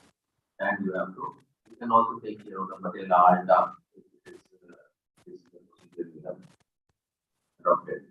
MRI shows so many things like the injury to the MPFL, how does it look like, and you can see the edema and the injuries also. So it is very informative and very much required before proceeding with the treatment. The treatment, conservative versus surgical, is always a topic of debate. So we are confused because young patients, surgery is something that apprehends every patient. The recurrence rate is 30 to 44%. So it is not that always there will be recurrence and you should jump over for the surgery. You can take a chance in such cases. And anatomically, studies show that MPFL contributes 60% of medial staining. Also, most of the time, this is the procedure we want to do. Arthroscopy, should we do all the time? No, it is not very much indicated unless you have other indications of the bundle. Okay. But for diagnostic reason or routine, you come to do it. But still, with the arthroscopy, you can see very well how patella is maltraining, like this, over the lateral ridge, the patella, and there's the groove. So you can see the tracking of the patella. Or when you correct it, then you can reassess by looking at the lateral portal. You can see that now it is tracking normally into the groove. So this is the difference that you see what happens when you do your procedure. So conservative treatment simply maintain in an extended position for 3 weeks and gradually you regain your movement and hope so that normal is conservative. Or in addition, you can have insoles on the medial arch to avoid pronation, or you can do taping, but what is strategy sizes. So these are the ways strapping is being done for the sports person usually during the event. This is the thing. Surgical treatment. We talk. So if acute patellar dislocation and you plan for the surgery, the indications are osteochondral fracture, loose body formation or joint mobility.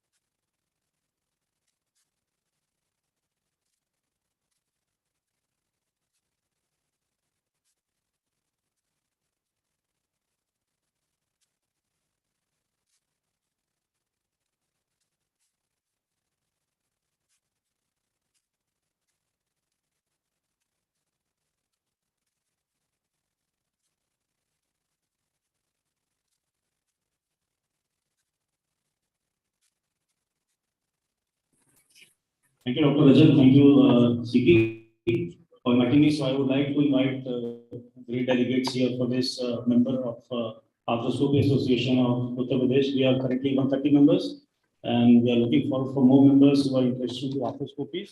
So one can get into touch with this form and fill up this, and you can become part of this association, which is growing. So today my talk is about understanding the medial corner injuries.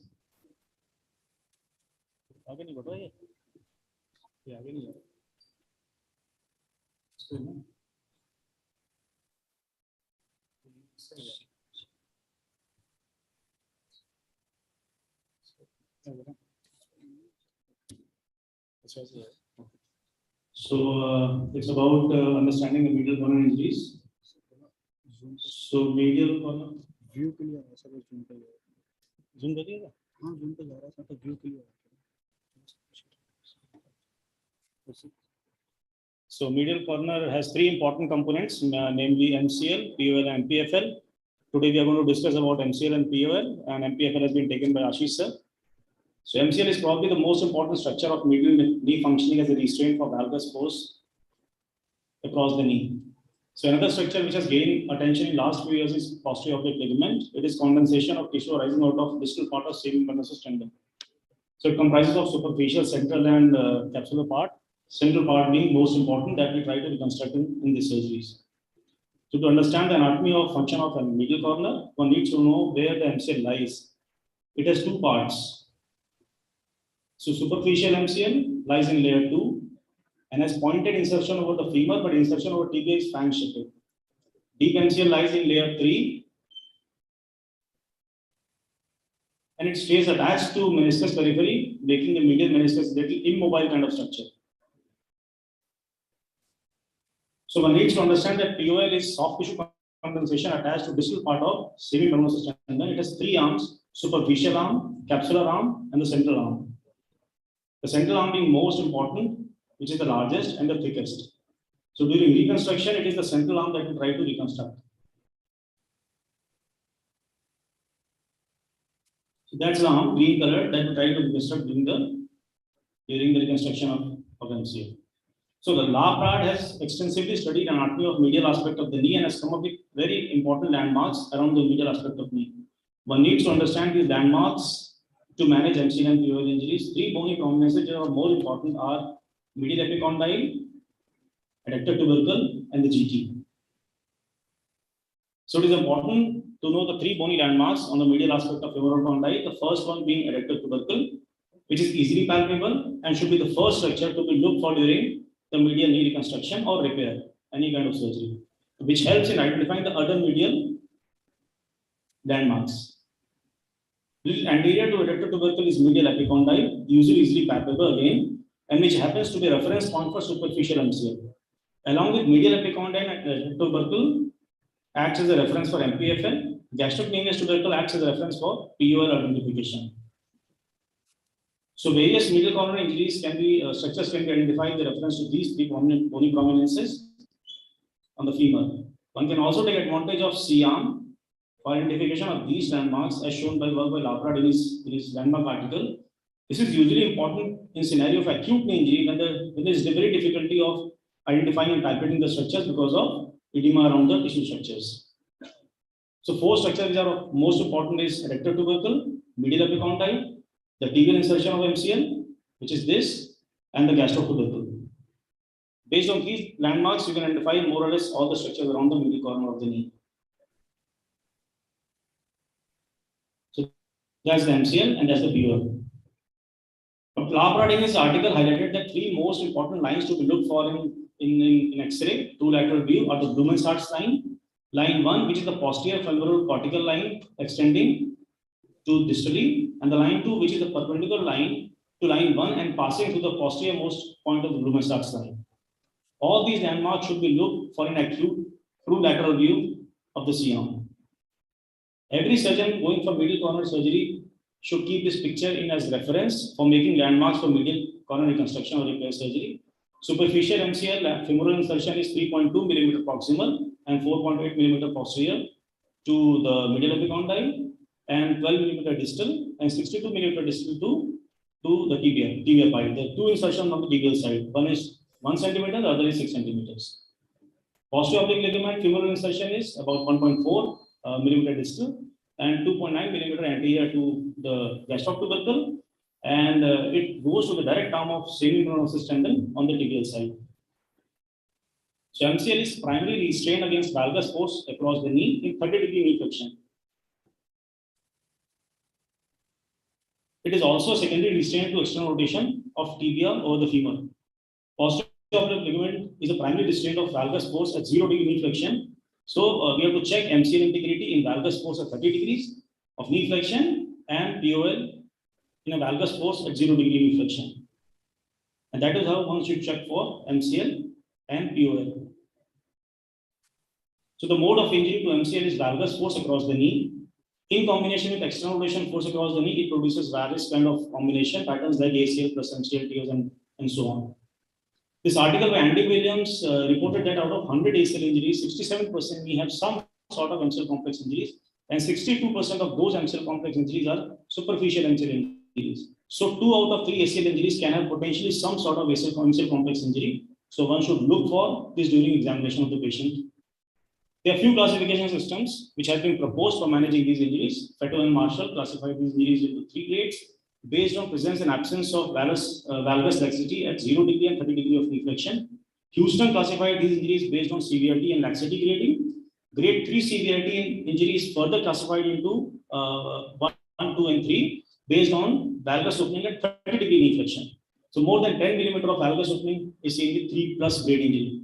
The major difference was that Fetto and Marshall classified and tested these valgus injury into examining at 0-degree and 30-degree knee flexion, where Houston classification only depended on valgus opening at 30-degree knee flexion. So Fetto and Marshall had this advantage of examining these knee at 0 and 30 degree of knee flexion and classifying them. More holistic classification has been proposed in the year by 2018 by Iranian group, which takes into account from where the ligament is injured, either from the tibial side, mid-substance, or the femoral side. Type 1 and 2 describe the femoral side injuries, and type 3 is the mid-substance injury. Type 4 and 5 describes the tibial sided injuries. Type 5 is especially important because a medial femoral condyle buttonholing happens, which is an irreducible kind of injury pattern, and this needs early intervention. Laprad highlighted the importance of stress exercise and reported that more than 10 millimeter of opening and 20 degree of knee flexion indicated superficial MCL and POL injuries combined. He highlighted that this is a reference point to compare results post-surgery. The only problem is that the uniformity of applied steps needs to be ensured. Manual valgus has a potential of inter-observer variability. Still, it's a good method to compare pre- and post-operative results and difference in the valgus opening. So last year, a consensus statement was proposed by German Knee Society regarding management of MCL injuries. They highlighted that grade 1 and most of the grade 2 injuries can be managed conservatively. Consensus statement also emphasized that during conservative management, restricted progressive range of motion over 6 weeks is very important for managing MCL injury conservatively. Bracing for 3 to 6 weeks is needed, and for valgus aligned knee, partial weight bearing is recommended. For varus aligned knee, full weight bearing can be allowed from day 1. That's an algorithm for grade 3 MCL injury. It's important to consider augmenting tibial sided and mid substance tear. It can be seen in this algorithm. So tibial sided and mid substance tear needs some sort of augmentation, either biological or non-biological, and femoral sided insertions injuries can be managed just like that. So as emphasized, it is a very, very important structure diagram. Every surgeon going for MCL surgery should keep this picture in operating room as a reference for making landmarks for MCL reconstruction or repair for any kind of surgery. So we take 3 different scenarios: acute femoral avulsion, acute tibial avulsion, and chronic MCL tear. So this is an example of MCL repair with internal brace done for acute MCL femoral avulsion kind of injury pattern. MRI shows torn MCL from femoral insertion. One can also appreciate the MCL and the POL fibers coming together for insertion over the femoral footprint. These are the POL fibers, and more horizontal ones are the MCL fibers. So there are 2 ways to look at for MCL insertion in these acute scenarios. One is to palpate the medial epicondyle, and little posterior and proximal is the MCL insertion. The other is to use a C-arm. It has been described by Laprad. So about 8 millimeter anterior to the junction of Blumenstadt's line and the posterior femoral cortex is the femoral insertion of MCL. It is very important to have this true lateral view while identifying these landmarks correctly. So that's the point for MCL. Once landmark is confirmed, either directly or with C-arm, a guide wire is placed for referencing.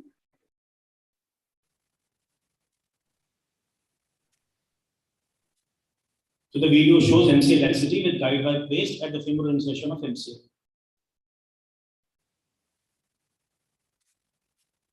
Once that is done, anchor is placed carrying one fiber wire and one fiber tape. All the companies are coming with this now.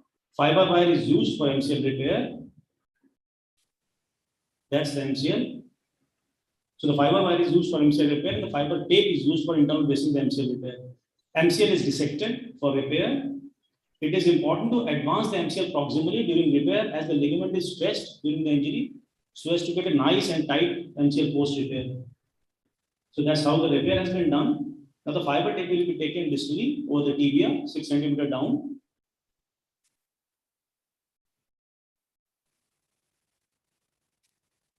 And at the posteromedial border of the tibia, the fiber tape is fixed over a post or using another anchor like swivel lock anchor so as to internally brace the repair. So here we have used the post for fixing the fiber tape. Another scenario is where MCL get avulsed from the tibia, like in the case of a young female, because the MCL insertion of the tibial side is broader, not like femur where it is pointed. One needs fixation method which spans broad area. It's also important to reflect the pes with attached tendons to have good look for MCL. So here we have reflected the pes, and now you can see the MCL. One needs to create a plane between the layer 1 and the layer 2, which here shows the avulsed tibial insertion of the MCL. Once MCL tear has been visualized, a crack or the whip stitch is applied to free end. This end is used for distal fixation. After stitching the tendon, free end about 1 cm below the joint line, a double loaded anchor is placed like this. 2 suture lines are passed through the MCL taking 4 bites. And at this moment, the construct looks like figure 2. This is how the construct looks like. After this, the final fixation is done. Distal fixation can be staple or transosseous tunnel and tying whip stitch suture over disc or a button on the lateral side of the femur. If cost permits, anchors. After fixing distal end, knot is tied proximally, and that's how the final construct looks like.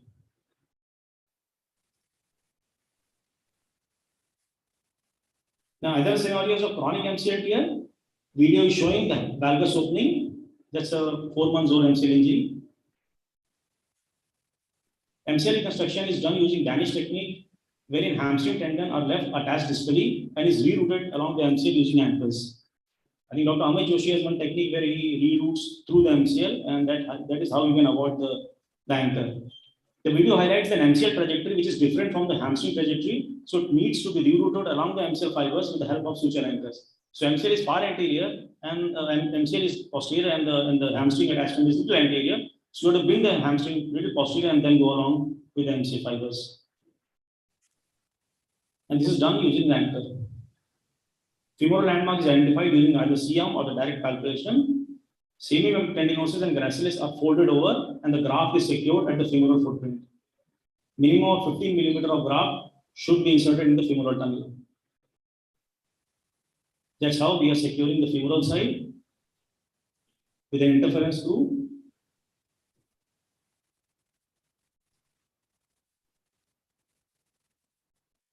Once the femoral end is secured, the other thing with the suture graft is taken into insertion of direct out of semitendinosus tendon, which is by we are making the POL. And it is fixed either with staple or the interference screw.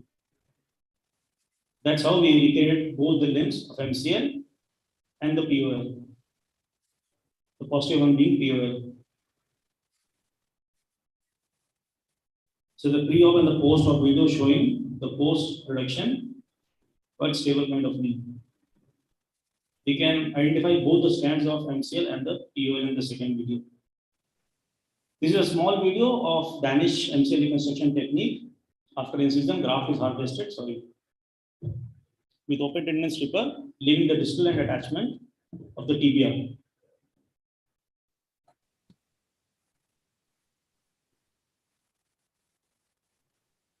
The approximate length is identified and marked.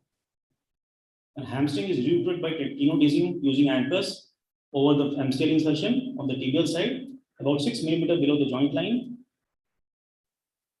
That's how you identify what is the length of the graft.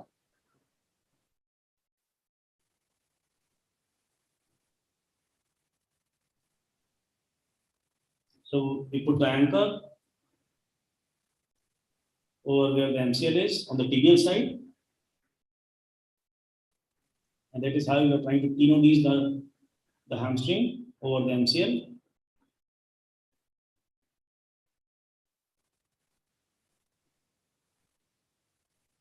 That's erected tubercle and erector magnus tendon. It is very, very easily palpable, and that's the first structure to be identified on the medial side of the knee. Little anterior to it is medial epicondyle, and that becomes the landmark for MCL femoral insertion.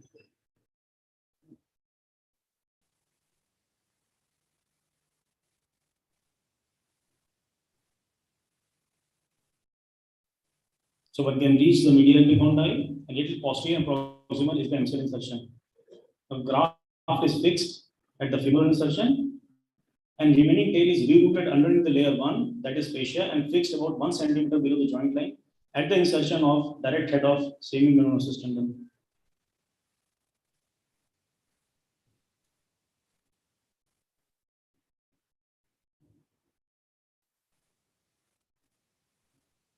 So once it is fixed on the femoral side, it's very important to reroute underneath the fascia because ultimately the graft has to slide.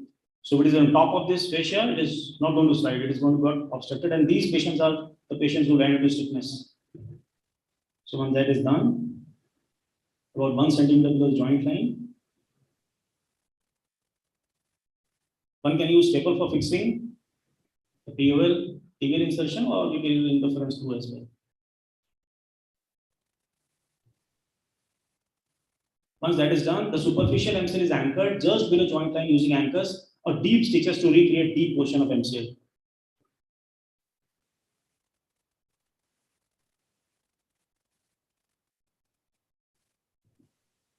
So this is fixation on the tibial side of the POL. Once this is done, one has to recreate the deep MCL. So it can be done with anchors, or you can use just deep stitches there and recreate the deep MCL.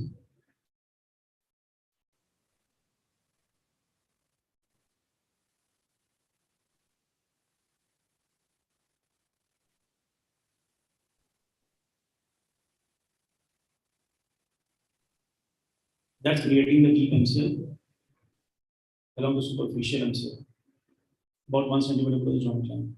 So the take home is MCL injuries are very common, especially in combination with ACL injuries. All grade 1 and most grade 2 injuries can be managed conservatively. Gradual restricted range of motion is important in conservative management. And medial femoral condyle buttonholing needs early intervention. Repair should be attended before 3 weeks, or not delayed repairs are important. Tibial sided repairs and mid substance repairs should be augmented, and significant valgus opening at 0 degree and 30 degree hints towards need for surgical intervention.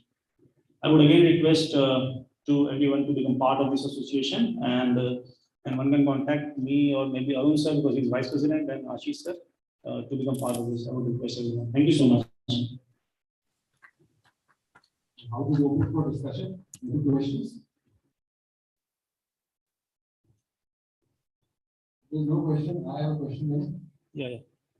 So, normally what you showed for the MCL repair was the isolated MCL injury. So as we have been taught that we need that we operate only the tibial side, isolated MCL grade 3 tibial sided injuries, which are sternal injuries. Those we operate, otherwise all the MCL grade 3 isolated injuries can be very well managed conservatively, especially in our population which are not that sports. So what's your take on that? So, over the course of years, I was following the same protocol. The only thing is, my examination was if I see a patient opening in 30 degree knee flexion as well as 0 degree knee flexion. So, if there is